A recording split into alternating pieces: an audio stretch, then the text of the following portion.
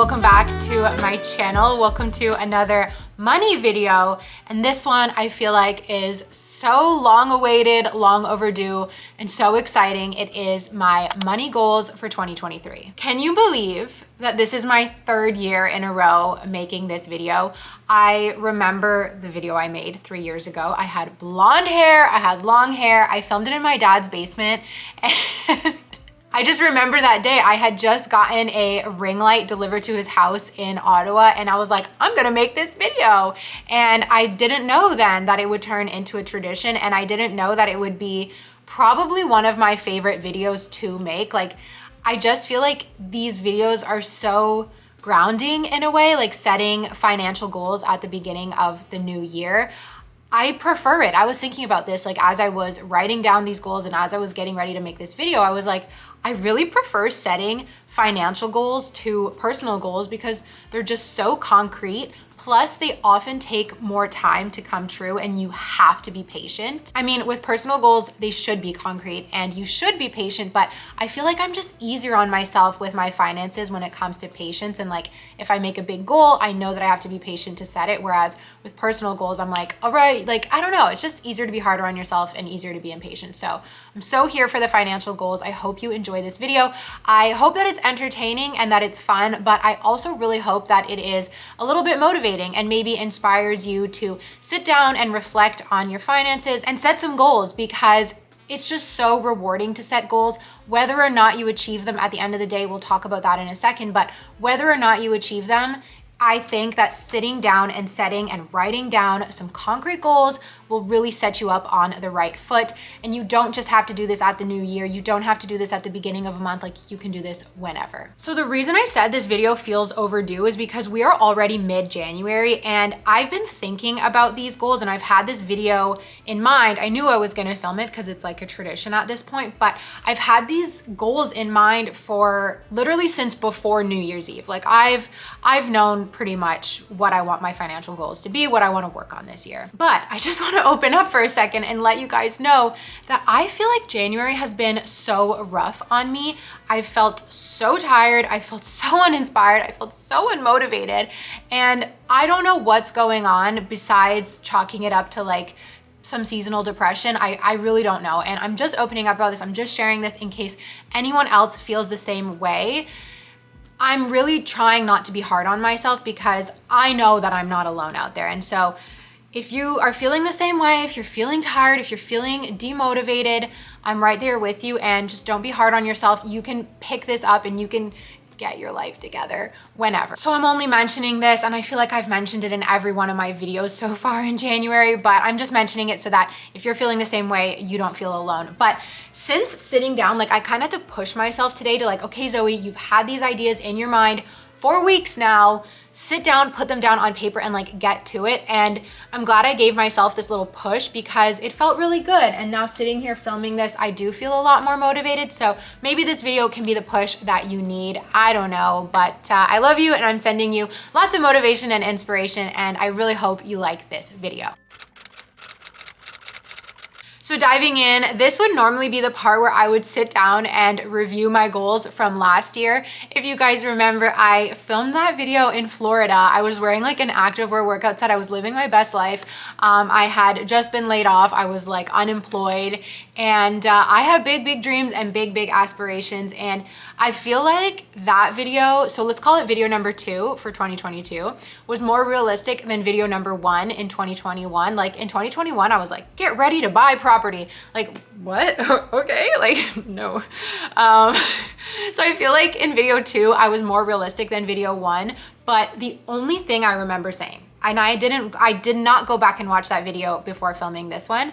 The only thing I remember saying was that I want to like get more into stocks.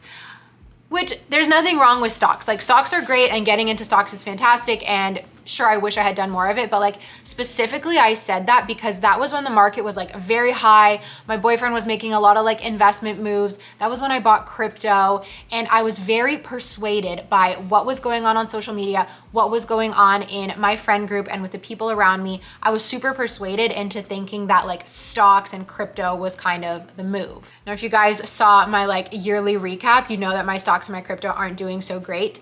And that's not the reason that I don't regret it, first of all, but that's not the reason that I didn't really continue with that goal. It's just that my priorities shifted and there were much more practical things that I needed to take care of than buying stocks. So I just feel like it was an impractical goal. I don't think it was stupid. I don't think it was bad. Nothing like that. It was just impractical. So I don't know what the rest of those goals were, and I don't even feel like looking back and reflecting on them. I know it's important, but I just don't feel like it because I am so happy with the goals that I have set for this year. It doesn't matter what I set last year. It doesn't matter whether or not I achieved it. It doesn't matter what I said, what kind of silliness that I said. I'll link it for you if you want to go watch, but I'm just so excited and so happy for these goals that, yeah, doesn't matter. Okay, goal number 1 is to do a full year of cash envelopes. I love my cash envelopes so much. I've been doing cash budgeting since the month of October, and that was the first month that I ever actually had a solid budget that I could stick to. And now I'm not 100% cash based. Like I know people, I've seen them online who do their cash budget and they even put their car payments and their rent and whatever in cash. I don't do that. I really just do my day-to-day spending in cash.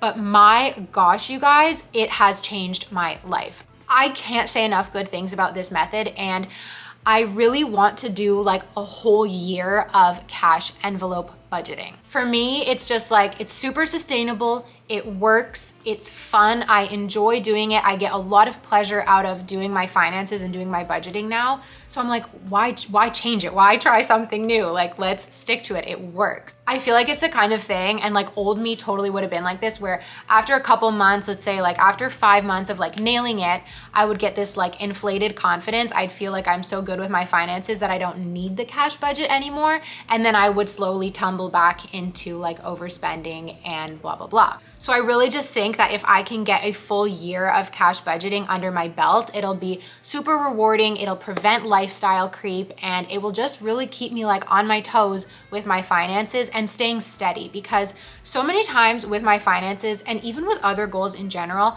I'll be really, really motivated and really committed for like a short burst, and then I let it slide. I'm like that with exercising. I'm like that with eating healthy, and I'm like that with my finances sometimes. So to commit to a full year of cash budgeting, I just think will show a lot of self-discipline, and I know that the rewards that I will reap will just be so beneficial. Somebody asked me on a video, I think it was a couple months ago, if I plan on doing like a no-buy year or any no-buy months, and the answer is no, because I like buying things, and there's something so freeing about being able to buy things when you're budgeting, because there's no guilt. Like, you don't feel bad for what you buy because you've budgeted for it.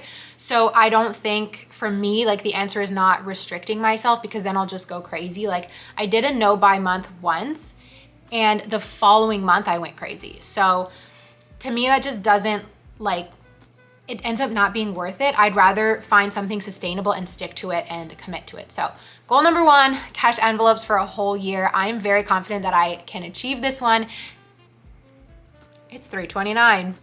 And you guys will stay updated with that through my monthly money videos. And let me just be clear, it doesn't mean being perfect with my cash envelopes every month. It doesn't mean like nailing my budget or I can't overspend. It just means committing to it and trying every single month. Number 2 is a topic we haven't talked about in a while on my channel, and that is lifestyle creep. So my second goal for 2023 is to actively undo a lifestyle creep.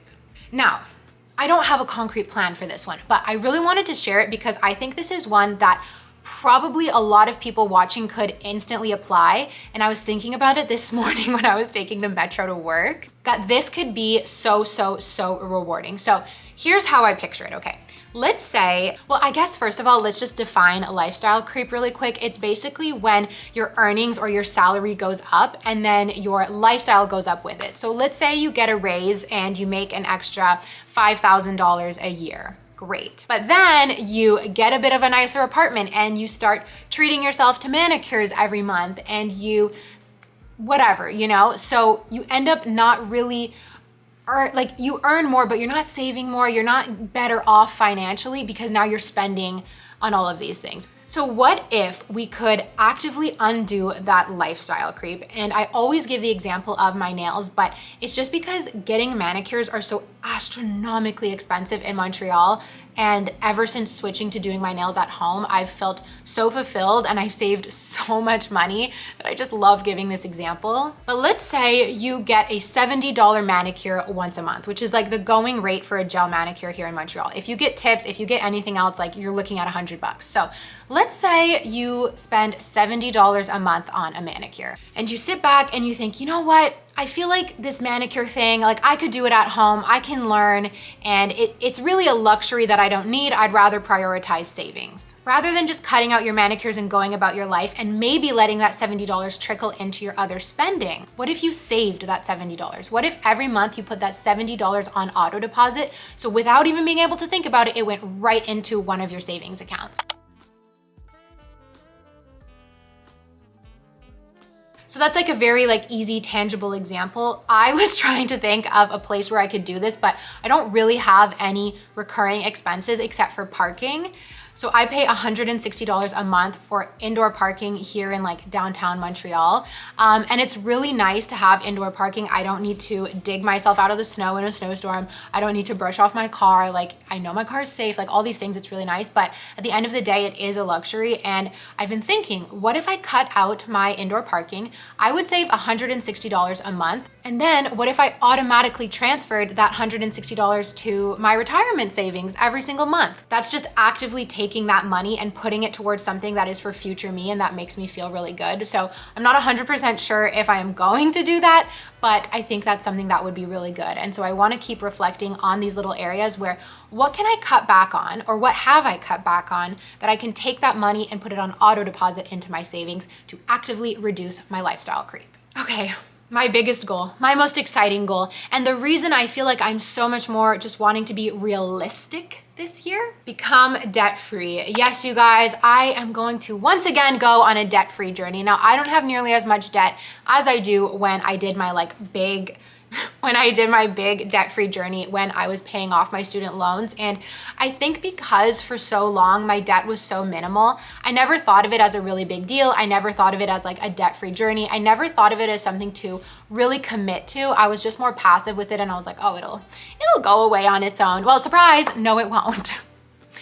If I were to wait and let my debt go away on its own, it would take years for it to go away.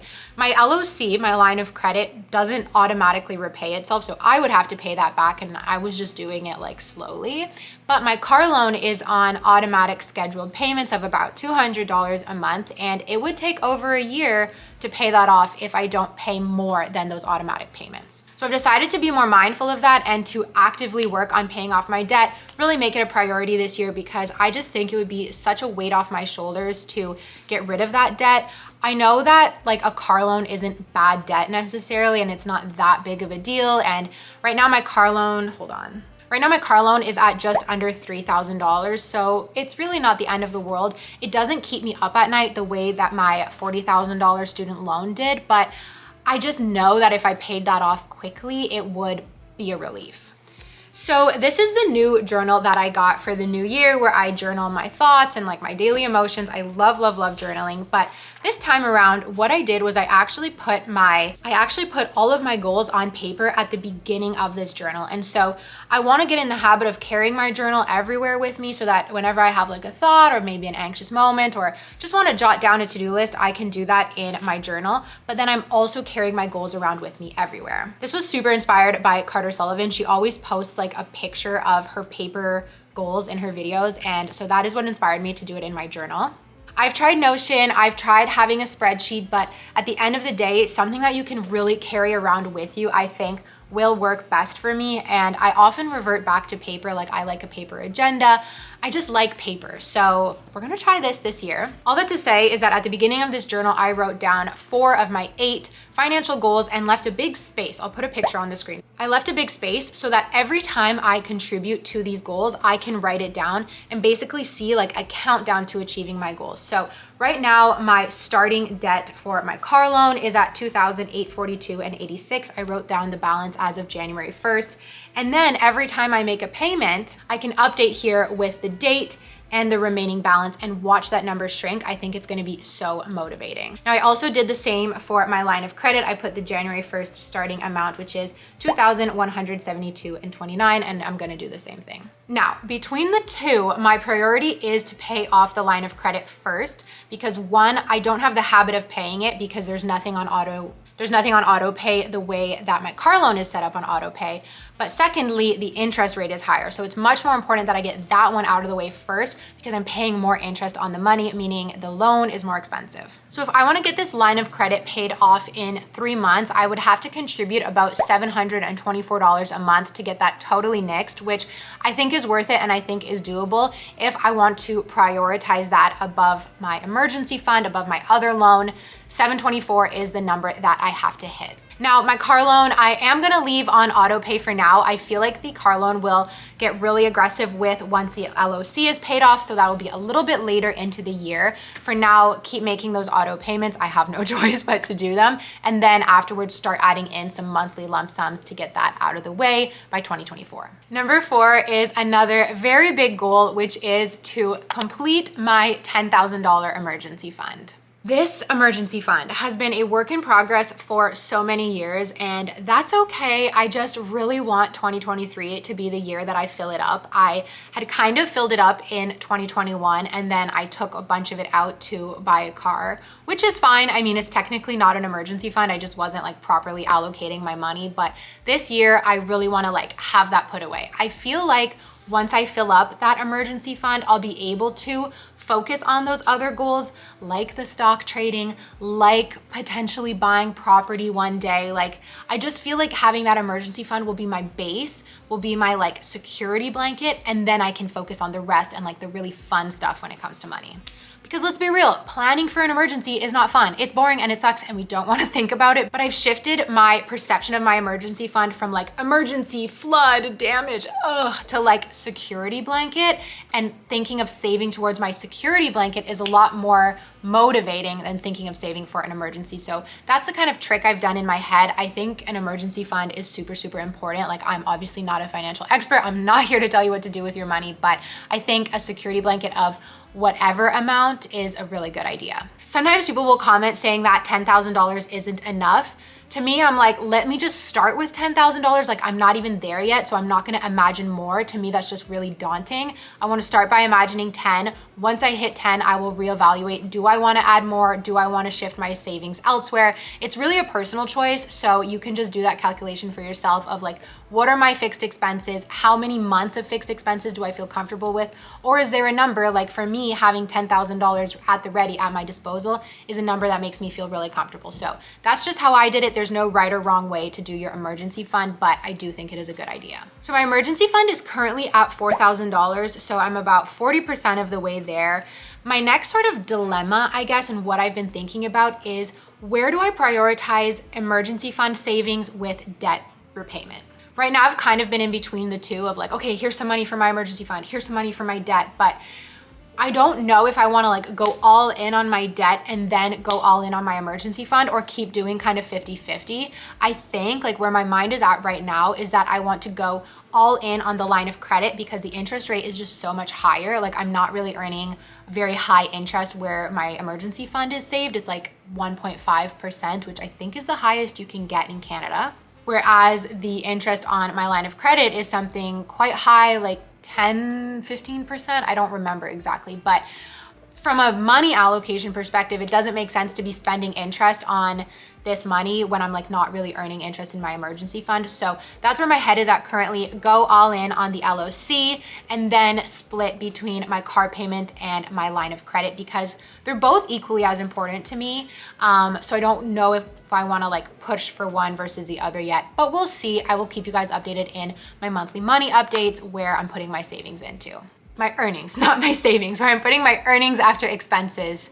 I will keep you guys posted. So those 4 goals are like the big goals that make up probably what's going to be the majority of my year. Like, Saving $10,000, it kind of sounds like nothing at the same time as sounding really daunting. Even the $2,000 line of credit, like when you see that, you're like, oh, it's $2,000. Like I've been in $40,000 worth of debt. 2,000 is nothing. But breaking it down and thinking, okay, I want to pay this off in 3 months. How much do I have to contribute? And then you see that it's $700. $700 feels like a lot. And it kind of feels like, ooh, where am I going to get $700 from? So these numbers, like, I don't know, I feel like breaking it down helps you to see what's realistic and what's not. Like if I would have looked, let's say from video 1, when I said like save to buy property, like what would I have actually need to save every single month? I didn't consider that.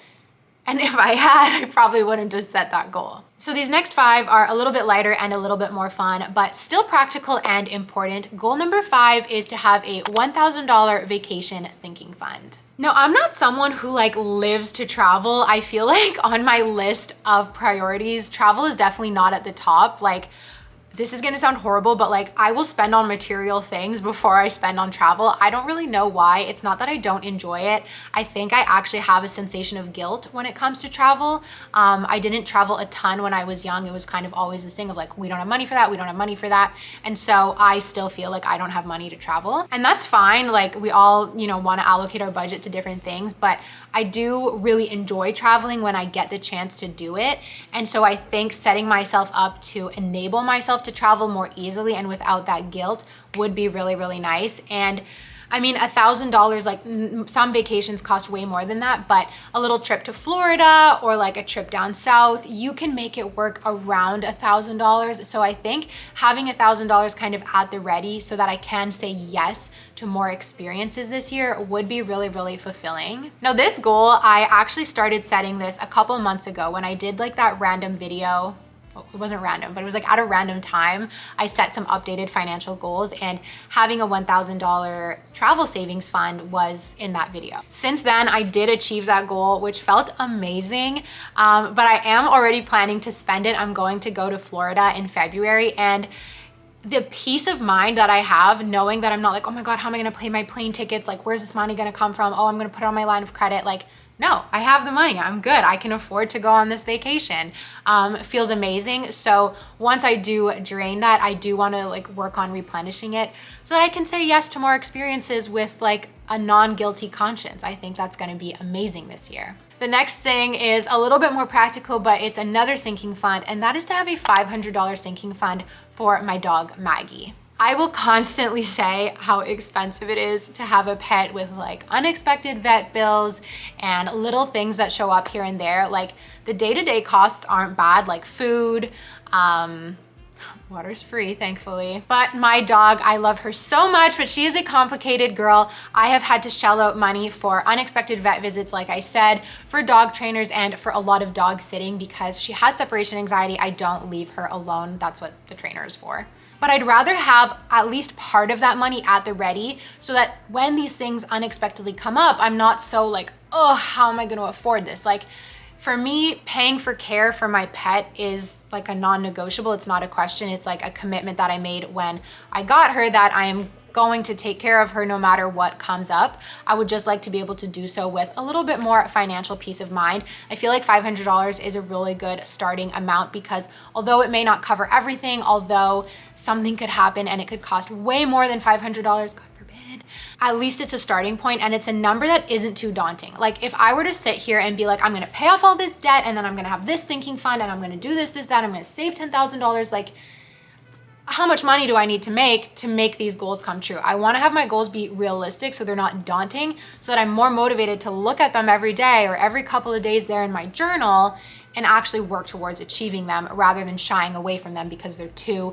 astronomical and scary. Number 7 is bringing back an old one, which is to get and stay 1 month ahead.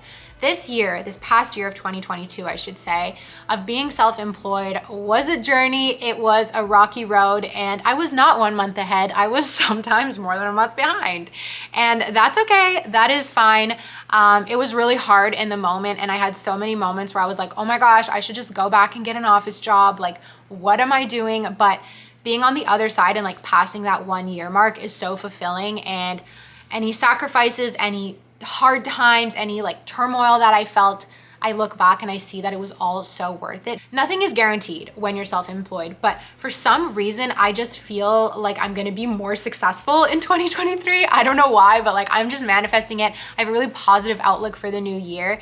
And I just think that if I can really up my earnings and up them consistently, I've also learned so much when it comes to being a freelancer. Like there were months when I wasn't getting enough work and I wasn't being assertive enough to ask for the work. So obviously I'm gonna earn less because I'm not being assertive and asking for what I need and for what I also know the client needs, right? So anyways, I just feel like I've learned so much along the way to keep my earnings a little bit more stable and even increase them over time. So I feel like this goal will be achievable. Being 1 month ahead to me means that I have my fixed expenses, namely rent, specifically rent, already saved up throughout the month so that when the first of the month comes around, I'm not taking it straight from my paycheck and paying my rent. I'm taking it from a savings account, my 1 month ahead savings account, sending it to my landlord, and then throughout the month, refilling from my paychecks that 1 month ahead account. That is another one that sounds kind of weird and sounds kind of boring, but the peace of mind that you feel is incredible. Number 8 is to get my RRSP and my TFSA. Oh my God. Why did I do that? It's to get my RRSP and my TFSA on auto deposit. They always say the best way to increase your savings is to get them on auto deposit, which I don't do. Actually, I do $100 a month to my TFSA, but I'd really like to increase that over time. Now, this goal ties back to actively reducing lifestyle creep by taking those savings and putting them somewhere else. So I'm thinking like, okay, if I cut out my parking, that could go to my TFSA to make for a total of like $260 a month to my TFSA with that $100 that I already have. Then let's say I'm able to pay off my car loan. That $200 a month from my car loan, which is already on auto deposit, could now be auto deposited to my retirement savings. That's my RRSP.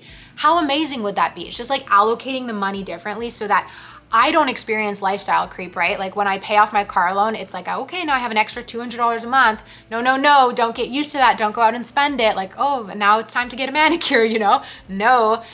Take that, keep the habit of the auto pay and just shift where it's going to so that instead of going backwards and paying off debt, it's going forwards for my retirement. So that is a goal which is kind of dependent on some of the other ones, but that's what I really like about a lot of my goals this year is that they're all intertwined, like one leads to the next or one supports the next, which I think is gonna make them all a little bit more achievable and once again, realistic. The last one, the last but not least, is to consistently earn $5,000 or more per month. This was a goal, I think I set it for the first time in October and I didn't achieve it until December of last year. Like I just spoke about, there is no assured income, there is no concrete income, nothing is confirmed when you're a freelancer. You have to work for everything that you earn. And that's okay. I love being a freelancer. And I'm just setting a goal. I'm putting it out into the universe that I would love to earn $5,000 or more per month. I just feel like it's a number that would make me feel very secure, make me feel confident, allow me to work towards these goals and have some money for fun to spend as well. So that is my goal. It's in line with what I just talked about like knowing how to be more assertive, get the work that I need from clients, growing my YouTube channel, and just growing all of my different little areas that I work. And I love every single one of them. So I'm so excited to put in the work and then hopefully as a result, increase my income. And those are my 9 financial goals for 2023. What do you guys think? Let me know in the comments. Also, let me know some of your goals for 2023. I really want to read them and maybe next year you can like come back to this video and we can see if you accomplish them. I think it's so lovely, the community that we have, and every time you guys comment, it makes me so happy. I really want to support you guys on your journeys as well. So leave me a comment. It'll bring you good luck, I swear. I want to show you guys my little system for how I'm going to track, which I think leads to achieving these goals, because isn't there no better feeling than checking off like a to-do list item, like big green check? We love it. So I showed you guys a picture of my journal entry for becoming debt-free and how I'm going to log it. I also have that for my emergency fund. So every time I make a contribution to my emergency fund, I'll be able to see those numbers go up. It's very similar to what I was doing on Excel before, but I'm gonna do it on paper. I might even do both. Like sometimes I just like having both. I also made a tracker for my earnings per month. So every single month I'll write down how much I earned. And then at the end of the year, I'll be able to see how many times did my goal of having a $5,000 or more month come true. So those are like the very detailed ones that I want to keep track of, let's say every single month. Now, next up is a page where I wrote down all 9 of these goals so that I can look at them kind of one shot. I'll put a picture up on the screen as well. But what you'll notice here is that there's a date under most of them. So I want to put the date of every time I accomplish this. Let's say for the first goal, 1 whole year of doing cash envelopes, I won't be able to write the date until October. When I set up the auto deposit, that's when I'm going to put the date for actively undoing lifestyle creep. The days that I become debt-free, the day that I hit $10,000 emergency fund. And I think having this date and having a date to aspire to. So when I look at this and I'm like, oh my gosh, I feel this sense of mystery, right? I'm like, what is this date gonna be? Like for the $10,000 emergency fund, it makes me excited to think about what that date could be and excited at the possibility that it is in my control to make that date as close to right now as possible. So I really, really love this. I love that it's on paper. It's in my handwriting. There's something about it that feels very, very intimate. So I'm excited to see how this little system works. And every month, I'm just gonna keep reminding myself of these goals. I'm gonna keep working towards them. And I can't say it enough, but I just love the fact that they're realistic, they're intertwined, and let's make it happen. The very last thing I wanna say on this subject is it is okay if you don't achieve your goals. Like, going back to what I said at the beginning of this video, how I didn't want to look back at last year's, it's not because I'm like ashamed that I didn't achieve my goals. I think it's okay to not achieve your goals. So many things come up throughout the year that can prohibit you from achieving your goals, or that can change your mind and make those goals not even relevant to you anymore. Why should we keep working towards a goal that is no longer relevant to us just to check it off our list, or just because we made a YouTube video saying we were gonna do it? Like, who cares? Be gentle on yourself. I really love the expression, shoot for the moon, and if you miss, you land among the stars. I never understood it when I was a kid. We had posters saying that up in my elementary school, and I never understood it. I was like, why should you be glad to land among the stars when the moon was your goal? But growing up, I realized, yeah, if you aim high, and you don't quite hit that high number, but you land a little bit lower. Let's say by the end of the year, I don't hit $10,000 in my emergency fund, but I hit 8. Hitting 8 is better than not having tried at all, right? So just keep that in mind as you set your goals. Be gentle on yourself, but still have fun. Now that is a wrap on this video. I really hope you enjoyed it. Thank you so much for spending the past however many minutes, what are we at, like 40 minutes? Thank you so much for hanging out with me today. I love you so much. Your support means the world to me. And like I said, I cannot wait to support you in the comments. I will see you all in my next video. Bye.